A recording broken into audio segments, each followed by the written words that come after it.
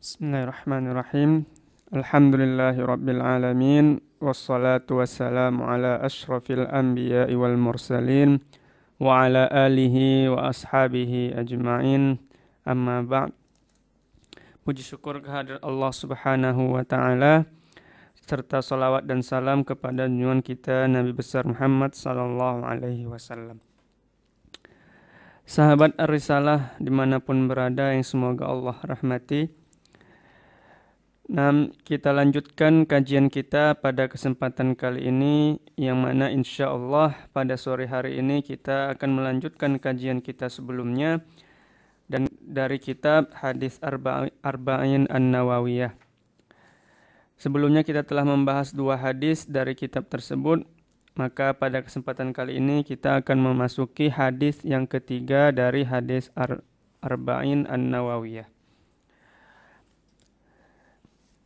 An Abi Abdurrahman Abdullah bin Umar ibn al-Khattab radhiyallahu anhuma qala sami'tu Rasulullah sallallahu alaihi wasallam yaqul buniyal islamu ala khamsin syahadatu an la ilaha illallah wa anna muhammadar rasulullah wa iqamis salah wa ita'iz zakah wa hajjil bait wa shaumi ramadan. Rawahul Bukhari wa Muslim. Dari Abi Abdurrahman Abdullah ibni Umar ibn al-Khattab radhiyallahu anhuma, semoga Allah meridhai mereka berdua, ia mengatakan bahwa ia mengatakan bahwasanya aku mendengar Rasulullah sallallahu alaihi wasallam bersabda, Islam itu dibangun di atas 5 perkara. Syahadat alla ilaha illallah wa anna muhammadar rasulullah, yaitu bersaksi bahwa tiada Tuhan yang berhak disembah melainkan Allah, dan bersaksi bahwasanya Muhammad adalah hamba dan utusan Allah. Wa iqamis shalah, dan mendirikan salat, wa ita'iz zakah, dan menunaikan zakat, wa hajjil bait, dan haji ke Baitullah, wa shaumi Ramadan, dan berpuasa pada bulan Ramadan. Hadis ini diriwayatkan oleh Al-Bukhari dan Muslim. Pada hadis ini terdapat beberapa faedah, beberapa faedah dari hadis ini. Tapi sebelumnya dalam hadis ini dijelaskan bahwasannya Islam itu dibangun di atas 5 perkara. Maka barang siapa yang mengerjakan 5 perkara ini, maka sungguhnya Islamnya telah sempurna. Sebagaimana sebuah bangunan, sebagaimana sebuah bangunan itu sempurna dengan rukun-rukunnya. Diibaratkan Islam itu seperti bangunan yang butuh pondasi-pondasi dan perlengkapan untuk menyempurnakannya. Begitu pula dengan Islam. Maka Islam itu sempurna dengan rukun-rukunnya yang 5 yang telah disebutkan Rasul dalam hadis ketiga ini. Dan ini termasuk metode juga dalam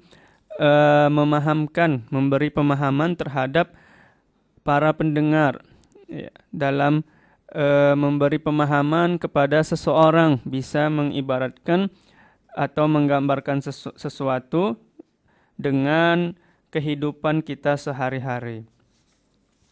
Jadi di sini diibaratkan Islam itu seperti sebuah bangunan yang butuh pondasi untuk menyempurnakannya. Begitu pula Islam butuh pondasi yang dibangun di atasnya, yaitu ada 5 perkara. Begitu pula dalam hadis dhaif itu dikatakan bahwasannya as-shalah imaduddin, salat itu adalah tiang agama, faman tarakaha faqad hadamaddin, barang siapa yang meninggalkannya telah menghancurkan agama.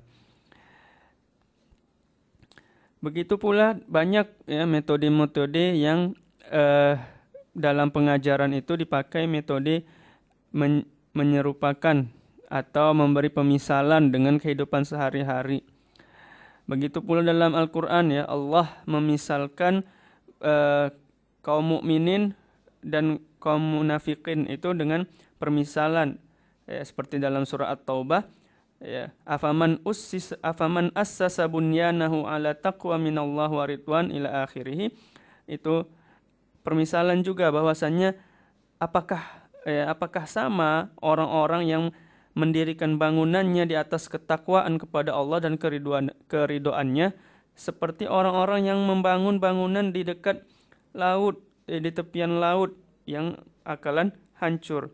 Nah, di sini Allah mengibaratkan bahwasannya seorang mukmin itu seperti bangunan yang kokoh, yang kuat. Tapi seorang munafik itu seperti bangunan di tepi jurang atau di tepi laut yang akan hancur. Nah, inilah permisalan yang dibuat dan ini bisa kita ambil hikmahnya bahwasannya dalam mengajar itu bisa dengan membuat permisalan untuk memahamkan mad'u atau orang-orang yang kita ajarkan. Sebelumnya, ya, pada hadis kedua telah disebutkan juga, ya, tentang rukun yang 5 ini. Sebagaimana kita bahas pada kesempatan sebelumnya, ketika Rasul Muhammad sallallahu alaihi wasallam ditanya oleh malaikat Jibril, ya, akhbirni anil Islam, dan Rasul menjawab, al-Islamu an tashhada an la ilaha illallah wa anna Muhammadar Rasulullah wa tuqimas shalah wa tu'tiyaz zakah wa tasuma Ramadan wa tahujjal bait man istata'ta ilaihi sabila. Nah, dalam hadis ketiga ini disebutkan kembali tentang rukun Islam. Tentu terdapat hikmah, ya, kenapa dalam hadis ketiga ini disebutkan lagi dengan rukun Islam di sini. Ya. Kenapa? Mungkin ada yang bertanya, kenapa? Apakah tidak cukup dengan hadis kedua saja yang sudah disebutkan sebelumnya? Tidak. Karena hadis ini, ya, hadis ketiga ini secara terang-terangan menjelaskan bahwasannya Islam itu dibangun di atas 5 perkara, ya. Menjelaskan bahwasannya rukun Islam itu adalah 5, ya. Yang 5 ini merupakan rukun Islam, ya. Atas dasar 5 inilah dibangun Islam. Begitu juga kenapa disebutkan kembali, ini menunjukkan bahwasannya perkara-perkara ini, ya, perkara yang 5 ini merupakan perkara yang penting, ya, yang penting yang harus diketahui oleh setiap muslim. Ini menunjukkan pentingnya perkara-perkara ini. Ya, adapun di hadis kedua sebelumnya, ya, itu tidak secara langsung disebutkan bahwasannya perkara yang 5 ini merupakan rukun Islam. Kenapa? Karena pada hadis kedua itu Rasul hanya ditanya, beritahukan aku apa itu Islam, dan Rasul memberi pengertian Islam itu dengan yang 5 ini, dengan 5 perkara ini. Jadi itulah hikmah kenapa disebutkan kembali pada hadis ketiga ini rukun Islam yang 5. Kemudian, ya, dalam rukun Islam yang 5 ini yang pertama adalah bersyahadat bahwasannya atau bersaksi bahwasannya tiada Tuhan yang berhak disembah melainkan Allah dan Nabi Muhammad merupakan hamba dan utusan Allah. Nah, ini merupakan rukun Islam yang pertama. Sebagaimana kita jelaskan sebelumnya bahwasannya setiap orang yang mengucapkan syahadat ini maka dia telah masuk agama Islam. Dan ini menunjukkan bahwasannya Islam itu agama yang tidak mempersulit, ya, agama yang mudah. Nah, adapun konsekuensinya ketika seorang telah mengucapkan syahadat ini, ya, maka wajib dia mengamalkan amalan-amalan yang wajib atas seorang muslim, ya. Dan pokok-pokoknya itu adalah rukun yang 5 ini. Ketika telah mengucapkan syahadat maka wajib baginya untuk mendirikan sholat dan menunaikan zakat, berpuasa serta haji jika mampu. Nah, seperti yang kita jelaskan sebelumnya bahwasannya setiap orang yang telah mengerjakan 5 perkara ini, 5 rukun ini, maka insya Allah telah sempurnalah Islamnya. Namun bagaimana jika ada yang meninggalkan rukun-rukun Islam ini, ya, baik itu sebagian ataupun secara keseluruhan, ya. Maka ulama mengatakan, adapun untuk rukun Islam yang pertama yaitu syahadat, otomatis ya, barang siapa yang meninggalkan syahadat, otomatis dia telah keluar dari Islam. Kenapa? Karena syarat untuk masuk Islam itu adalah bersyahadat. Dan ini sudah jelas ya, sudah jelas. Barang siapa yang meninggalkan syahadat tersebut, otomatis dia telah keluar dari Islam. Kemudian yang kedua adalah perkara solat. Ya, solat. Nah, di sini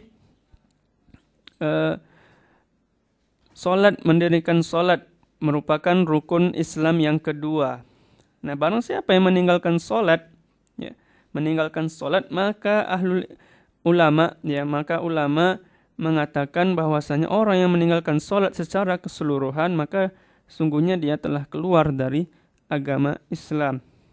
Sebagaimana dalam hadis, ya, dalam hadis dikatakan, anna Nabiya sallallahu alaihi wasallam fi hadits Jabir radhiyallahu anhu marfu'an qala bainar rajul wa bainas syirki wal kufri tarkus shalah. Di antara seorang dengan kesyirikan dan kekafiran itu adalah, yang menghalanginya dari kesyirikan dan kekafiran itu adalah salat, ya.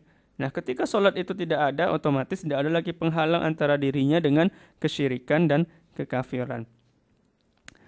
Begitu pula banyak hadis-hadis yang menjelaskan hal tersebut, ya, banyak hadis-hadis yang menjelaskan hal tersebut. Ini menunjukkan bahwasannya salat merupakan hal yang sangat penting bagi seorang muslim, ya. Karena salat merupakan amalan, dan salat merupakan amalan, ya, amalan yang pertama kali dihisab nanti bagi setiap seorang hamba, ya. Setiap hamba itu akan dihisab salatnya, apakah baik atau buruk. Begitu pula dalam hadis, ya, Rasulullah SAW mengatakan, al-ahdul ladzi bainana wa bainahum as-shalah faman tarakaha faqad kafar. Ya, perjanjian di antara kita dan di antara mereka, siapa di antara mereka adalah orang-orang non-muslim atau orang-orang kafir, adalah salat. Yang membedakan kita dengan mereka itu adalah salat. Maka barang siapa yang meninggalkan salat, maka sungguh dia telah keluar dari agama Islam. Kemudian Abdullah ibnu Syaqiq mengatakan, kana ashabu Muhammadin sallallahu alaihi wasallam la yarawna syai'an minal a'mal tarkuhu kufrun ghairas shalah. Ya, para sahabat Nabi sallallahu alaihi wasallam itu tidaklah mereka melihat atau memandang sesuatu dari sebuah amalan yang mana ketika meninggalkannya itu bisa mengeluarkan dia dari Islam kecuali salat. Nah, itu orang-orang yang meninggalkan salat ataupun syahadat, bersaksi bahwasannya tiada Tuhan yang berhak disembah melainkan Allah dan Muhammad adalah hamba dan utusan Allah.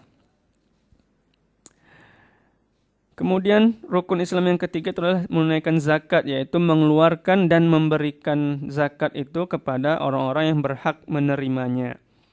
Maka di sini wajib bagi setiap muslim itu menunaikan zakat. Karena zakat itu terbagi-bagi, ya minimal itu adalah zakat fitrah atau zakatul fitri. Kemudian salat, ya, di sini disebutkan salat kemudian zakat. Salat merupakan amalan badan, ya, amalan badaniyah atau amalan anggota badan, sedangkan zakat adalah amalan maliyah atau amal yang berkaitan dengan harta.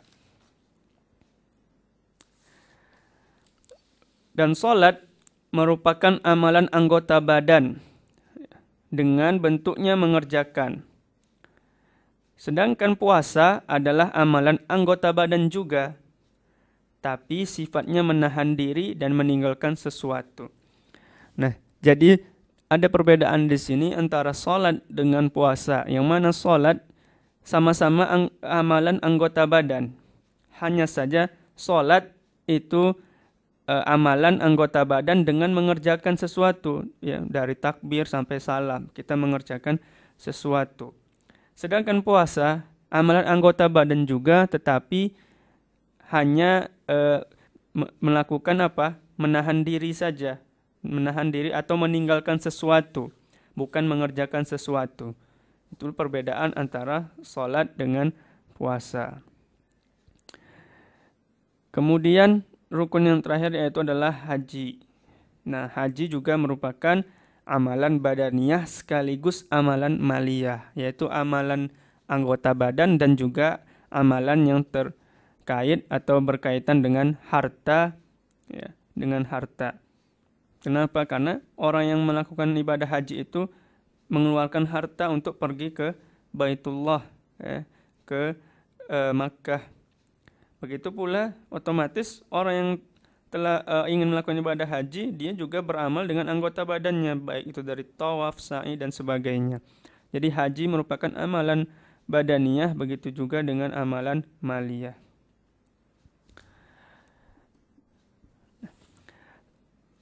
Inilah rukun-rukun Islam yang 5 yang telah disebutkan dalam hadis ketiga dari hadis Arba'in An-Nawawiyah. Nah, semua bentuk rukun Islam yang 5 ini tidak lepas dari 3 hal. Yang pertama yaitu badlul mahbub. Ya, maksudnya apa? Mengeluarkan sesuatu yang dicintai. Seperti zakat. Kenapa? Karena manusia itu sangat mencintai harta. Ya, mencintai harta, dan zakat merupakan amalan yang berkaitan dengan harta. Kemudian yang kedua ada istilahnya dinamakan dengan al-kaffu anil mahbub. Artinya apa? Menahan sesuatu yang dicintai. Contohnya puasa. Ya, karena kita suka makan, ya, dan lain sebagainya. Ketika kita berpuasa, kita menahan diri dari hal-hal yang kita cintai tersebut. Itulah hal yang kedua yang terdapat dalam rukun Islam. Kemudian yang ketiga, ijhadul badan. Ijhadul badan maksudnya apa? Berjuang dengan anggota badan. Ya, seperti puasa juga, ya. Puasa juga kita berjuang melakukan puasa itu. Begitu pula haji dan sholat. Jadi rukun Islam ini tidak lepas dari 3 hal tersebut, yaitu badlul mahbub, mengeluarkan sesuatu yang dicintai, al-kaffu anil mahbub, menahan diri dari sesuatu yang dicintai, dan ijhadul badan, berjuang dengan semua anggota badan.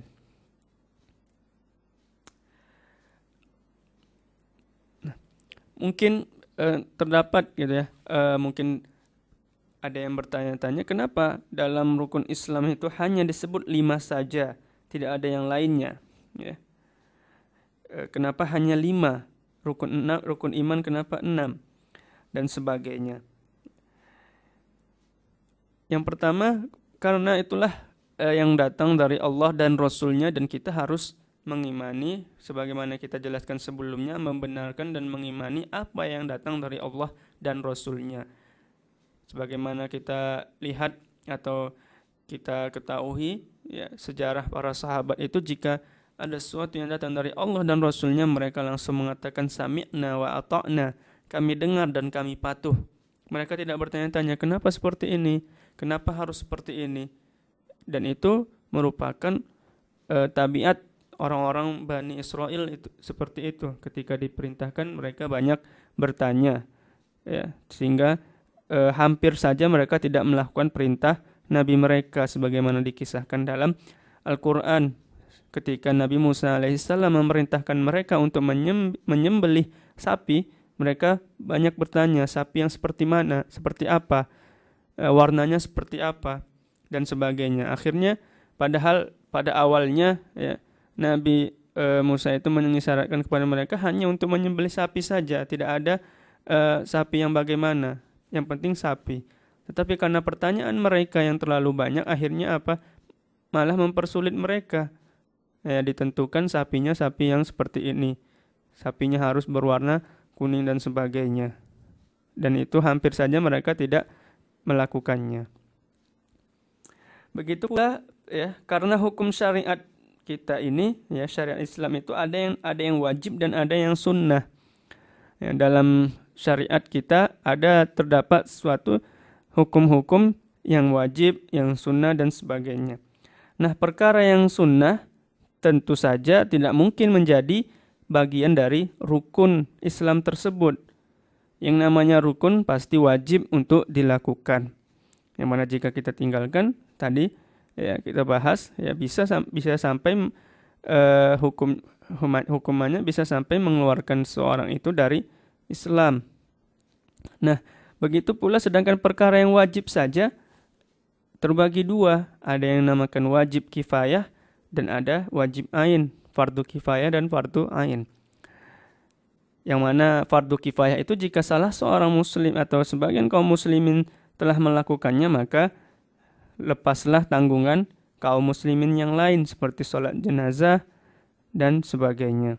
Adapun fardu ain maka wajib bagi setiap muslim untuk melakukannya, dan hal inilah yang patut atau layak menjadi rukun Islam. Kenapa? Rukun Islam itu wajib bagi setiap kaum muslim, setiap muslim. Ya, setiap orang yang masuk ke dalam agama Islam maka wajib melakukan rukun-rukun Islam tersebut.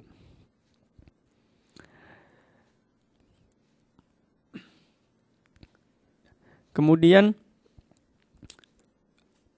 kita telah membahas sebelumnya orang yang meninggalkan rukun Islam yang pertama yaitu syahadat, dan yang kedua adalah sholat. Dan sholat ya, saya di sini menegaskan sholat merupakan perkara yang sangat penting bagi setiap muslim. Jadi tidak hanya ketika telah mengucapkan syahadat maka sudah berlepas diri, tidak melakukan kewajiban-kewajiban seorang muslim, menyepelekan sholat dan sebagainya. Sholat merupakan perkara yang sangat penting sampai-sampai dikatakan tadi bahwasanya orang yang meninggalkan sholat secara keseluruhan maka dia telah keluar dari agama Islam. Sampai ya orang yang lupa saja tetap harus sholat. Orang yang lupa saja harus sholat. Dan ini menunjukkan betapa agungnya atau mulianya ibadah ini, yaitu sholat. Sholat 5 waktu. Saat lupa atau ketiduran, gitu ya, ketiduran yang tidak, namanya juga ketiduran tidak sengaja, gitu ya, kecuali jika disengaja, itu otomatis dia telah bermalas-malasan, maka tentu dia akan mendapatkan dosa karena sengaja bermalas-malasan meninggalkan sholat, sengaja tidur di waktu sholat. Adapun ketiduran itu otomatis tidak sengaja ya. Nah, jika lupa ya, saat lupa atau ketiduran tetap dikerjakan, harus dikerjakan ketika ingat.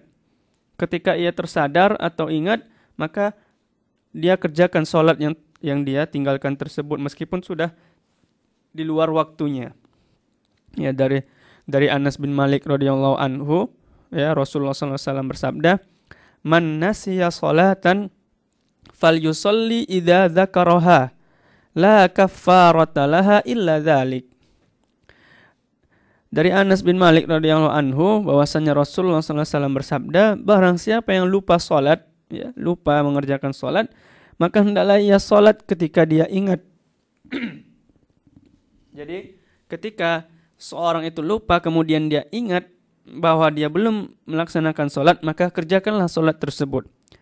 Karena la kaffarata laha illa dzalik, tidak ada kewajiban baginya selain itu. Maksudnya apa? Menunaikan sholat tadi. Dalam riwayat lain juga dikatakan, man nasiya sholatan aw nama 'alaiha fakaffaratuha an yusalliyaha idza dzakaraha.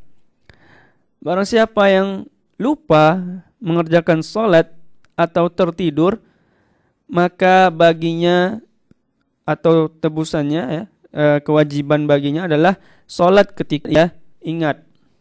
Ini menunjukkan betapa pentingnya perkara sholat. Sampai-sampai ketika sakit saja, ya, orang yang sakit saja masih wajib melaksanakan sholat. Terlebih lagi orang-orang yang sehat walafiat, yang tidak ada cacat baginya.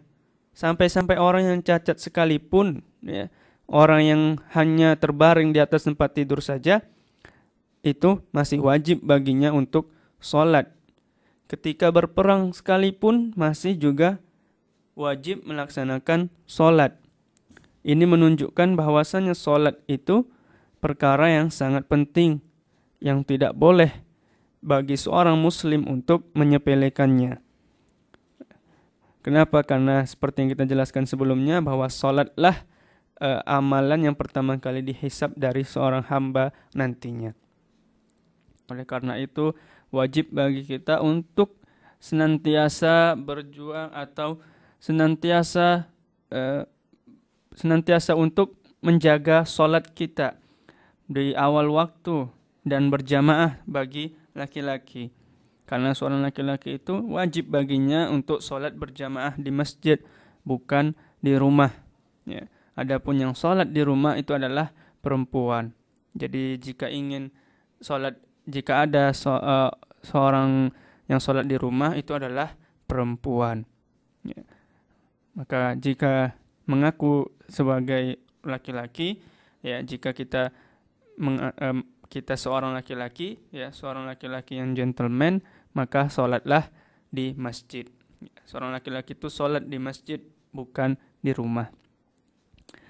Begitu pula, ya, sholat itu merupakan hal yang sangat penting bagi setiap muslim. Hendaknya kita selalu bersegera dalam melaksanakan ibadah yang agung ini. Karena orang-orang yang menjaga sholatnya, insya Allah akan membantu urusan-urusan dunianya. Kenapa? Karena dia telah menjaga hubungannya dengan Allah. Ya, karena seorang muslim yang mengerjakan sholat, sungguhnya dia ketika sholat itu adalah bermunajat kepada Rabbnya, kepada Sang Penciptanya. Maka senantiasa, layaknya sebagai seorang muslim itu bersegera untuk melaksanakan sholat, karena dia rindu ingin bermunajat kepada Rabbnya, karena hanya Allah saja yang bisa menolongnya di dunia ini. Karena Allah lah yang menciptakannya dan Allah lah yang memberikannya kemudahan dalam urusannya. Begitu pula dalam keluarga, ya, pernah diriwayatkan bahwasannya seorang tabi'in, ya, melihat seseorang laki-laki yang sholatnya asal-asalan, ya, melihat seorang laki-laki yang sholatnya asal-asalan. Kemudian tabi'in ini mengatakan kepada temannya yang di sebelahnya, aku sedih dan kasihan kepada keluarga laki-laki yang sholat itu. Kemudian temannya tadi bertanya, kenapa kamu kasihan dan sedih dengan keluarganya, sama keluarganya, padahal yang jelek, yang sholatnya jelek kan laki-laki itu, yang asal-asalan sholatnya laki-laki itu. Kenapa yang kamu sedihkan dan yang kamu khawatirkan adalah keluarganya? Ya, kemudian tabi'in itu menjawab, iya, aku sedih dan khawatir pada keluarga. Kenapa? Karena dia saja tidak bisa menjaga hubungannya dengan Allah Sang Penciptanya, bagaimana dia menjaga hubungannya dengan keluarganya. Ya.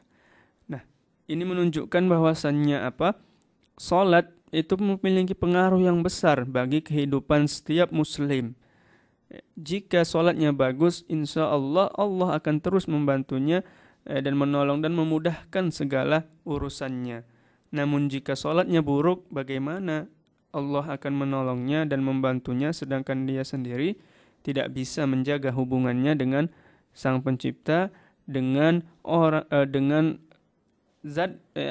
Allah yang mana segala sesuatu di dunia ini berada di tangannya. Tidak ada kesusahan dan kesenangan di dunia ini kecuali dengan kehendaknya. Oleh karena itu, kita sebagai seorang muslim senantiasa menjaga selalu sholat kita, tidak lalai oleh kehidupan dunia ini. Karena orang yang menjaga sholatnya, insya Allah akan Allah jaga juga, dan Allah akan memudahkan segala urusannya. Kemudian yang ketiga adalah zakat. bagaimana jika orang mengingkari atau meninggalkan zakat? Nah, dikatakan bahwasannya ya, orang yang meninggalkan zakat itu tidak keluar dari Islam. Ya. Ini dikatakan begitu pula dengan puasa, meninggalkan zakat, puasa dan haji. Sebagaimana dalam hadis ya tentang orang yang meninggalkan zakat disebutkan bahwasanya dia berada di dalam mendapatkan azab yang sangat pedih atau berada dalam bahaya yang sangat besar, tetapi tidak sampai mengeluarkannya dari agama Islam. Kemudian akan tetapi ya, jika seseorang mengingkari, bukan meninggalkan, mengingkari kewajiban rukun yang 5 ini, salah satu dari yang 5 ini ataupun kelima-limanya secara keseluruhan, maka otomatis orang tersebut telah keluar dari agama Islam. Kenapa? Karena dia mengingkari sesuatu yang telah Allah dan Rasulnya wajibkan. Ya, Allah dan Rasulnya mengatakan ini wajib, dia mengatakan tidak. Ya, maka sungguhnya dia telah keluar dari agama Islam.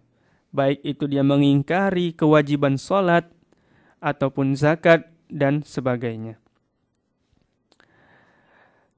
Kemudian dalam hadis ini juga, ya, dalam hadis ini terdapat masalah akidah, ya, masalah akidah yang sangat penting, yang banyak orang terjerumus dalam permasalahan ini atau salah dalam permasalahan ini, yaitu bahwasannya amal atau perbuatan, ya, amalan soleh atau perbuatan itu masuk dalam kategori iman, karena Rasulullah SAW menjadikan Islam itu dibangun atas yang 5 ini. Dan di antara yang 5 tadi, seperti kita katakan bahwasanya ada amalan anggota badan, amalan badaniyah, amalan anggota badan.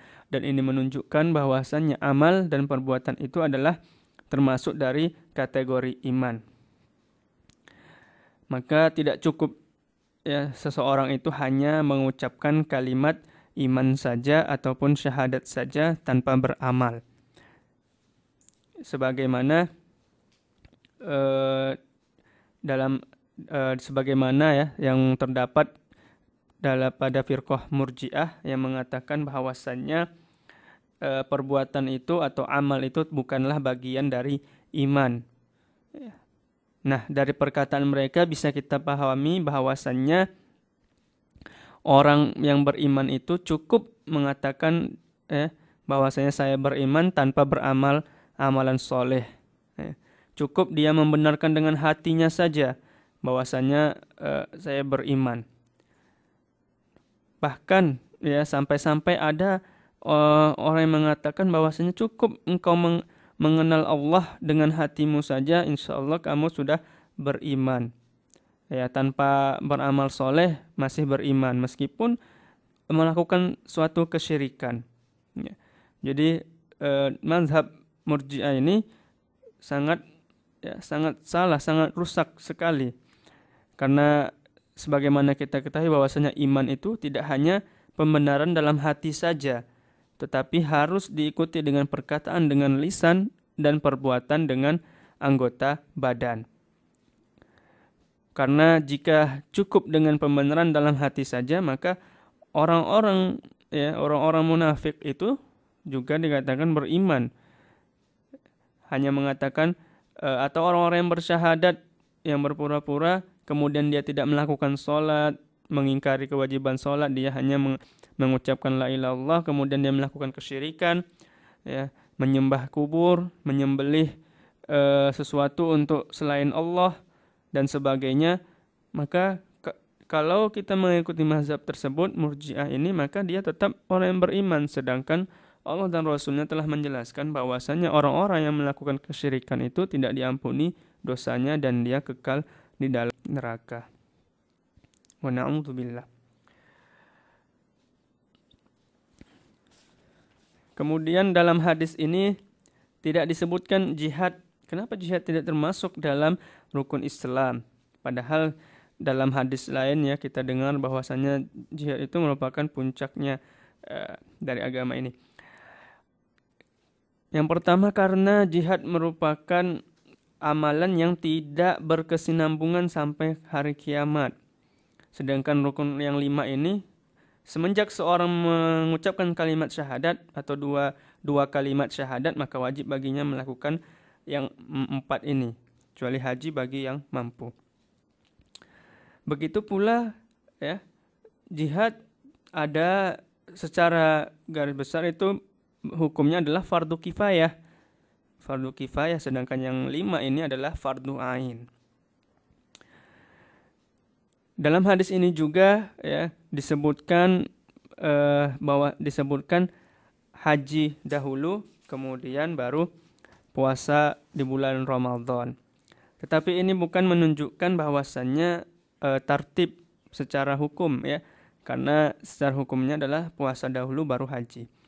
Itu menunjukkan kenapa diriwayatkan seperti ini, karena seperti itulah sang rawi meriwayatkan yang dia dengar dari Rasul. Ini menunjukkan betapa tingginya kehati-hatian para sahabat itu dalam meriwayatkan sebuah hadis. Karena kita ketahui bahwasanya barang siapa yang berdusta atas nama Nabi, maka tempatnya di neraka. Mereka sangat takut meriwayatkan yang bukan dikatakan oleh Rasul. Dan disinilah yang dia dengar dari Rasul, seperti inilah lafaznya, maka seperti itulah dia riwayatkan. Wallahu a'lam.